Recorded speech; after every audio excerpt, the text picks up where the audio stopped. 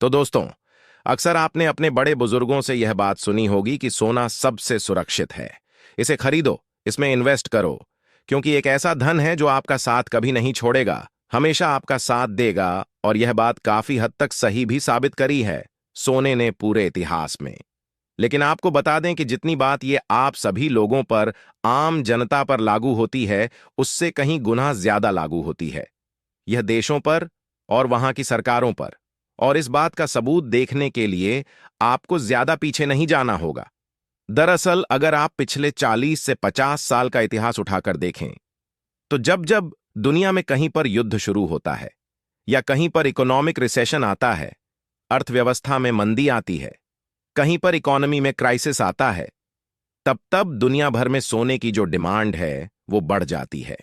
क्योंकि तमाम दुनिया की सरकारें सोना खरीदकर अपने खजाने में स्टोर करने लगती हैं, ताकि अगर युद्ध बढ़े या आर्थिक संकट बढ़े या फिर वो पूरी दुनिया में फैल जाए तो उससे कुछ भी नहीं बचेगा। आपका पैसा, आपका जो डॉलर है, उसके रेट गिरने लगेंगे। आपके जो मार्केट है, जो स्टॉक मार्केट है मेनली, वो क्रैश हो जाएगी। आपके प्रॉपर्टी के दाम गिरने लगेंगे। ऐसे में हमारे पास सोना मौजूद रहे, जिससे कि हम अपना देश चला सकें और शानदार तरीके से चला सकें। और इसमें सोने ने अहम योगदान अदा किया है। इसीलिए जब जब दुनिया में क्राइसिस आता है, सरकारें सोना खरीदना शुरू कर देती हैं। लेकिन इसमें सबसे इंटरेस्टिंग बात यह है कि जैसे कि भारत हो गया, चीन हो गया, या फिर ऐसे ही डेवलपिंग देश हो, ये सोना हर वक्त नहीं खरीदते।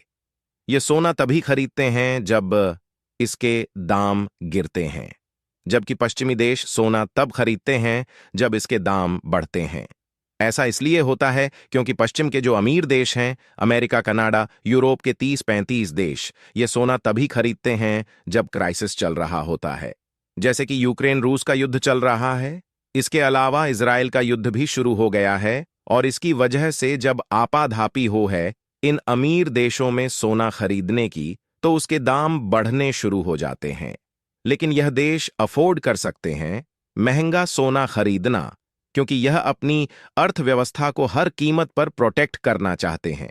और यही कारण है कि जब महंगा होता है सोना, तब भी ये लोग खरीदते रहते हैं। लेकिन बात करें भारत जैसे देशों की, तो हम महंगा सोना अब तक नहीं खरीद पाते थे, ना ही चीन खरीद पाता था। लेकिन दोनों ही देशों का पिछले 2-3 सालों में ट्रैक बदला है। दोनों देशों ने डॉलर पर निर्भरता तेजी से खत्म करी है और सोने को मेन सोर्स बनाने में लगे हुए हैं अपने खजाने के अंदर। आज की हमारी यह खबर इस बात की गवाही देती भी है। दरअसल आज ही खबर निकलकर सामने आई है कि भारत ने इतिहास रच दिया है। दरअसल सोने के दाम इतने हाई होने के बावजूद अगर आज की बात करें तो सोना आज 74,000 पर 10 ग्राम के आसपास है, यानी कि 74,000 पर तोला का रेट है। इतने महंगे होने के बावजूद भारत ने सोना खरीद में 8% का उछाल देखा गया है। अगर आप ओवरऑल भारत की बात करें सिर्फ, तो भारत में सोने की डिमांड जनवरी से लेकर मार्च के, यानी कि इन 3 महीनों में भारत के अंदर सोने की जो डिमांड है वो 136 टन रही है।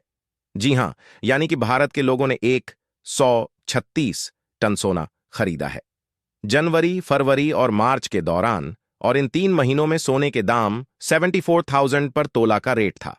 इसके बावजूद भारतीय लोगों ने जमकर सोना खरीदा है। और बात सिर्फ भारतीय जनता की नहीं, अगर हम रिजर्व बैंक ऑफ इंडिया की, यानी कि आरबीआई की बात करें, तो उसने भी खजाने में सोने को बम्पर तरीके से बढ़ाया है। दरअसल सिर्फ रिजर्व बैंक ऑफ इंडिया की बात करें, उन्होंने करीबन 19 टन सोना खरीद लिया है इन महीनों के दौरान, जो कि बहुत बड़ा नंबर है।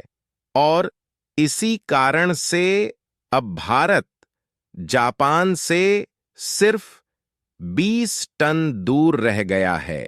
हम यूरोप के बहुत ही ज्यादा अमीर देश कहे जाने वाले स्विट्जरलैंड से वहीं बात करें, ब्रिटेन वगैरह के, जिसने भारत को लूट कर खा लिया, तो उसके पास मात्र 310 टन सोना बचा है और वो 17वें नंबर पर है। यानी कि पोलैंड, पुर्तगाल जैसे देश उससे कहीं आगे हैं।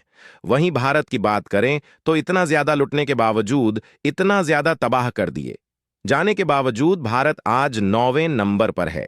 8वें नंबर के लिए फाइट कर रहा है और बहुत ही जल्द टॉप 5 में भी भारत आ ही जाएगा। यानी कि भारत फिर से सोने की चिड़िया बनने की तरफ तेजी से अग्रसर है।